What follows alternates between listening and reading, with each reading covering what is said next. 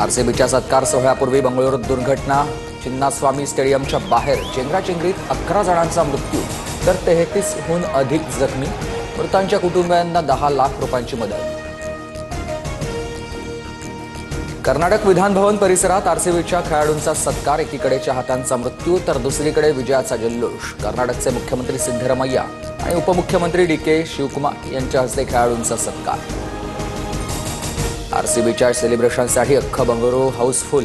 चेंगराचेंगरीच्या घटनास्थळी चपलांचा खच. काही जण झाडांवर तर काही स्टेडियमच्या भिंतींवर आणि बसवर चढले होते. स्टेडियमची क्षमता 35,000ची होती. मात्र 2 ते 3 लाख लोक आल्यानं चेंगराचेंगरी. गर्दी नियंत्रणाबाहेर गेल्यानं पोलिसांना सांभाळायला जमलं नाही.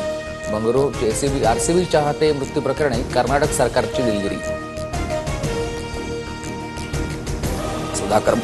सुधाकर बडगुजर यांची पक्षामधून हकालपट्टी केल्यानंतर बडगुजर समर्थकांकडून सिडको परिसरात बॅनर. भाऊ सांगतील ते धोरण आणि बांधतील ते तोरण बॅनरवर उल्लेख.